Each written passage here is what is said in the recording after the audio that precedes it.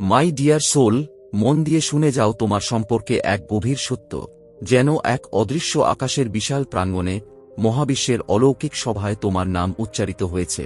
আর সেই মুহূর্ত থেকেই তোমার ভবিষ্যৎকে ঘিরে শুরু হয়েছে এক প্রবল আলোচনার ঝড়। তোমার জন্য নির্ধারিত আশীর্বাদগুলো আবার নতুন করে পর্যালোচনা করা হয়েছে, যেন সবকিছু পুনরায় সাজানো হচ্ছে তোমার মঙ্গল নিশ্চিত করার জন্য।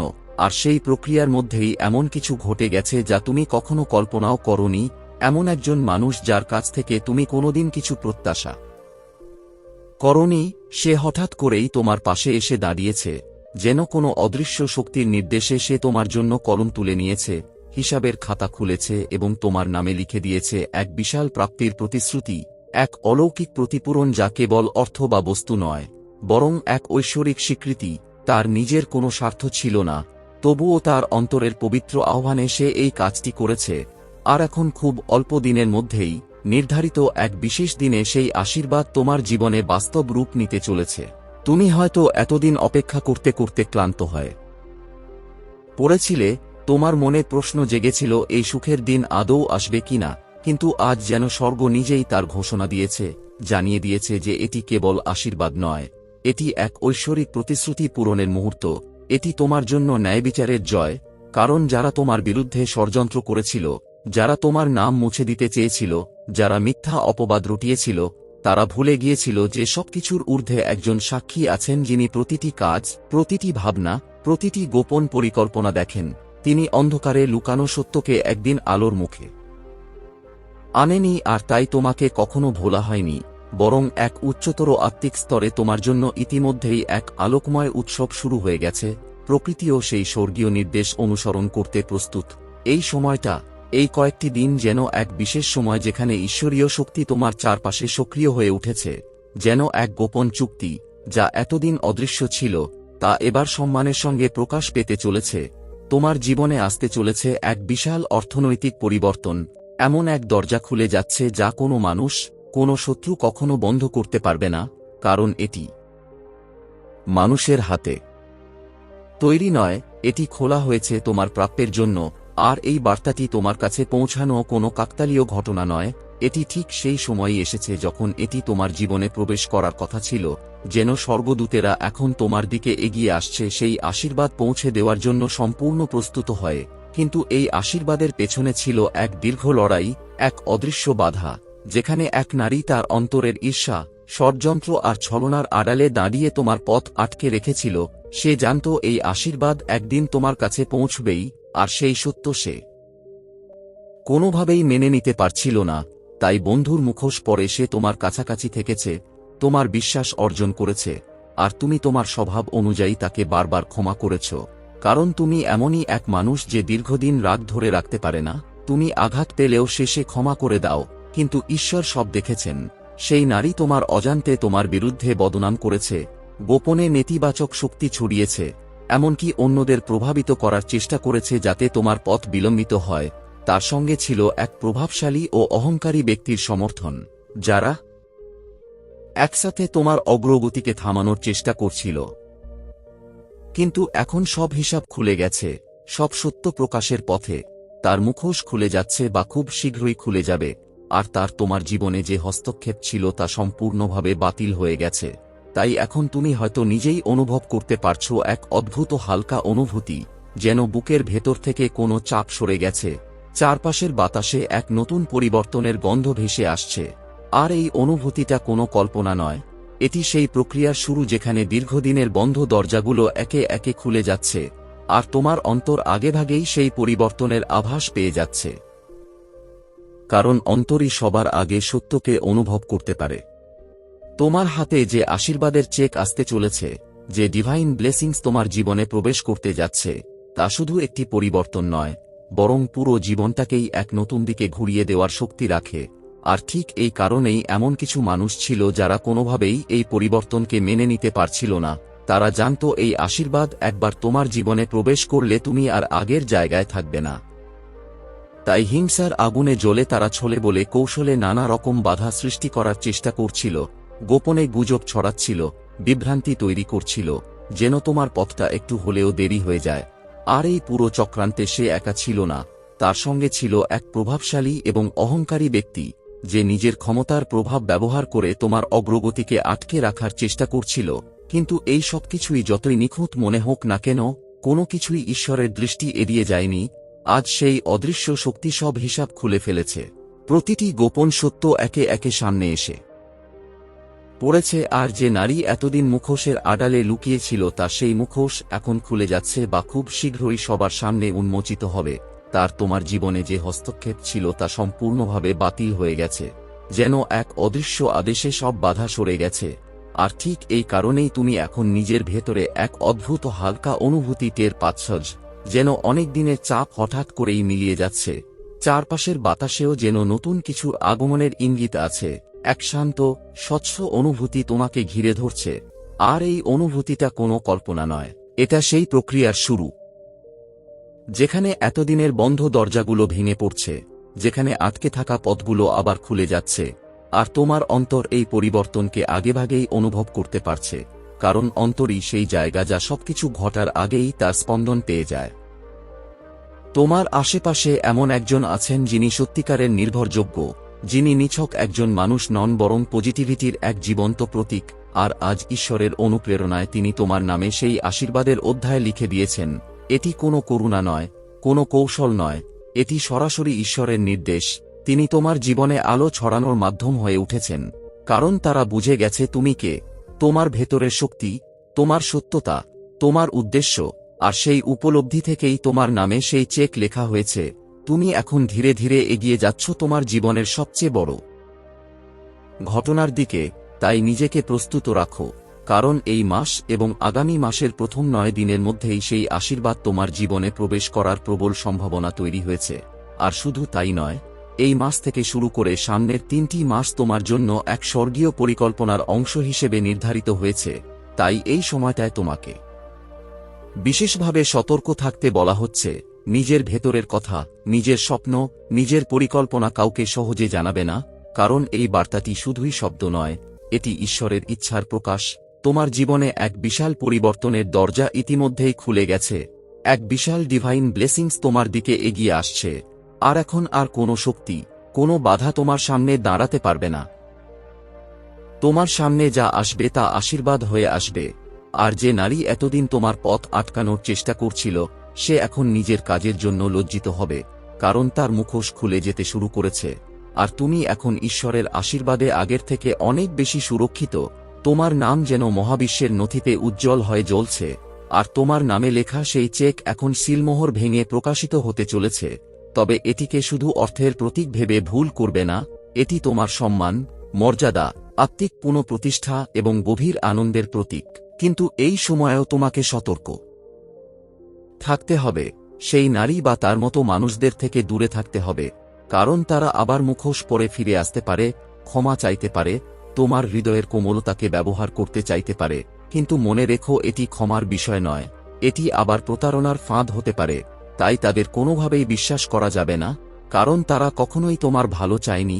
তারা শুধু অভিনয় করেছে, তোমার কথা শুনে তোমার কাছের মানুষদের কাছে তোমার বিরুদ্ধেই ব্যবহার করেছে, যাতে তুমি আরও দুর্বল হয়ে পড়ো। তাই এখন তোমাকে স্থির, সাহসী এবং সচেতন থাকতে হবে, কারণ এই আশীর্বাদ তোমার বিশ্বাস, তোমার প্রার্থনা এবং তোমার ধৈর্যের পুরস্কার। তুমি কখনোই একা ছিলে না, তুমি সব সহ্য করেও ঈশ্বরের ওপর আস্থা রেখেছ। আর এখন সেই আস্থার ফল তুমি পেতে চলেছ। ঈশ্বর তোমার জন্য একের পর এক অলৌকিক দরজা খুলে দিচ্ছেন, কারণ তোমার সময় এসে গেছে। সাফল্য, সম্মান এবং এক স্বর্গীয় প্রতিপূরণ তোমার জীবনকে আলোকিত করতে চলেছে। তুমি এখন ধীরে ধীরে বুঝতে পারবে যে যা একসময় তোমার কাছ থেকে কেড়ে নেওয়া হয়েছিল, যে শূন্যতা তোমাকে কষ্ট দিয়েছিল, সেই সব কিছুই ঈশ্বরের হাতে তোমার কাছে ফিরে আসছে ন্যায়বিচারের সঙ্গে। আর এই সময়েই তুমি দেখতে পাবে তোমার জীবনে এক অসাধারণ ঈশ্বর প্রেরিত অলৌকিক ঘটনা ঘটতে চলেছে। আর যারা তোমার বিরুদ্ধে ছিল তারা নিজেদের কর্মফলের মধ্যে আটকে পড়েছে। তারা হয়তো বাইরে কিছু প্রকাশ করছে না, কিন্তু ভেতরে ভেতরে তারা নানা কষ্টের মধ্যে রয়েছে। আর তুমি অন্যদিকে পূর্ণ আশীর্বাদে স্নাত হতে চলেছ। মনে রেখো, যখন ঈশ্বর কারো পক্ষে দাঁড়ান তখন কোনো অপশক্তি, কোনো ষড়যন্ত্র তার ক্ষতি করতে পারে না। তোমার জীবনে এখন যা ঘটছে তা ঈশ্বরের ভালোবাসা আর করুণারই প্রকাশ। তুমি হয়তো লক্ষ্য করেছ যতবার তোমার বিরুদ্ধে কিছু হয়েছে ততবারই ঈশ্বর কোনো না কোনোভাবে তোমাকে রক্ষা করেছেন। তাই এখন আর প্রশ্ন করার সময় নয়, এখন কৃতজ্ঞ হওয়ার সময়, কারণ তুমি এখন আলোর পথে এগিয়ে চলেছ। তোমার ভাগ্য বদলে গেছে, তুমি এখন নির্ভয়ে তোমার স্বপ্নের পথে এগিয়ে যেতে পারছ। আর যখন ঈশ্বর পাশে থাকেন তখন ভয়ের কোনো কারণ থাকে না। তাই নিজের মন, নিজের চিন্তা আর নিজের কম্পনকে পবিত্র রাখো, কারণ এখন তুমি যা ভাবছ, যা অনুভব করছো সেটাই তোমার বাস্তবতায় রূপ নিচ্ছে। তুমি ইতিমধ্যেই আকর্ষণের নিয়ম প্রয়োগ করতে শিখে গিয়েছ, আর এই শক্তি সাধারণ সবার হাতে থাকে না, এটি সেই আত্মাদের হাতে থাকে যারা সত্যিই নির্বাচিত। তাই এখন তোমার প্রধান কাজ হল ঈশ্বরকে অনুভব করা, তাকে ডাকো, তাকে ধন্যবাদ দাও, তার প্রতি কৃতজ্ঞতা প্রকাশ করো, কারণ সেই কৃতজ্ঞতাই তোমার জীবনে আরও বড় আশীর্বাদের দ্বার খুলে দেবে। তোমার জীবনে এখন যা কিছু ঘটছে তা কোনো সাধারণ ঘটনা নয়, এটি ঈশ্বরের করুণা, ভালোবাসা এবং তোমার প্রতি তার অসীম অনুগ্রহের এক জীবন্ত প্রকাশ। তুমি যদি একটু গভীরভাবে লক্ষ্য করো তবে বুঝতে পারবে যতবারই তোমার উপর কুদৃষ্টি পড়েছে, যতবারই কেউ তোমার ক্ষতি করতে চেয়েছে, ঠিক সেই মুহূর্তেই ঈশ্বর তার আলো তোমার জীবনে ঢেলে দিয়েছেন, যেন অন্ধকারকে ঠেলে সরিয়ে দিয়ে তোমাকে সুরক্ষিত রেখেছেন। সত্যি বলতে তারা কখনোই তোমার কোনো ক্ষতি করতে পারেনি, হাজারবার চেষ্টা করেও তারা ব্যর্থ হয়েছে, কারণ প্রতিবার যখন তোমার বিরুদ্ধে কোনো ষড়যন্ত্র হয়েছে তখনই ঈশ্বর তোমার চারপাশে এক অদৃশ্য বর্ম তৈরি করে দিয়েছেন, যা সব নেতিবাচক শক্তিকে তোমার থেকে দূরে সরিয়ে রেখেছে। হয়তো একসময় তুমি ভাবতে যে কেন শুধু তোমার সাথেই এমন হচ্ছে, কেন তোমার ভাগ্য এত কঠিন, কিন্তু এখন তুমি নিজেই দেখতে পাচ্ছ যে সেই কঠিন সময়গুলো আসলে তোমাকে প্রস্তুত করছিল। আর আজ ঈশ্বর স্বয়ং তোমার পাশে দাঁড়িয়ে আছেন, তোমাকে সামনে এগিয়ে দিচ্ছেন এমন এক গতিতে যা যেন আলোর গতির মতো দ্রুত। তুমি এখন সত্যিই সৌভাগ্যবান। হয়তো আগে কিছু কার্মিক বাধা ছিল, কিছু অদৃশ্য ঋণ ছিল যা তোমাকে আটকে রেখেছিল, কিন্তু এখন সেগুলো কেটে গেছে। এখন আর কোনো বাধা নেই, বরং ঈশ্বর তোমাকে মহা সৌভাগ্যের পথে এগিয়ে নিয়ে যাচ্ছেন। যেখানে অন্যরা এখনও পিছনে তাকিয়ে দ্বিধায় ভুগছে, সেখানে তুমি নির্ভয়ে, শান্তভাবে নিজের স্বপ্নের পথে এগিয়ে চলেছ। আর যখন ঈশ্বর কারো পাশে থাকেন তখন আর কোনো চিন্তার কারণ থাকে না। যেমন বলা হয়, ঈশ্বর যাকে রক্ষা করেন তাকে কেউ আঘাত করতে পারে না। তাই এখন তোমার ভয় পাওয়ার কিছু নেই। তোমার হৃদয়, তোমার চিন্তা, তোমার কম্পন সবকিছু এখন এক বিশুদ্ধ আলোয় আলোকিত হয়ে উঠেছে।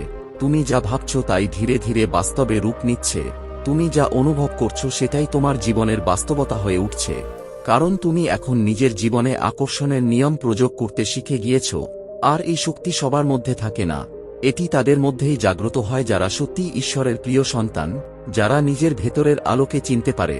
তাই এই সময় তোমার সবচেয়ে বড় কাজ হল ঈশ্বরের সঙ্গে নিজের সংযোগ আরও গভীর করা, তাকে অনুভব করা, তাকে ডাকা, তার প্রতি কৃতজ্ঞতা প্রকাশ করা, কারণ এই কৃতজ্ঞতাই তোমার জীবনে আরও বড় আশীর্বাদকে আকর্ষণ করবে এবং তোমাকে আরও উঁচু স্তরের সাফল্য, শান্তি এবং পূর্ণতার দিকে নিয়ে যাবে।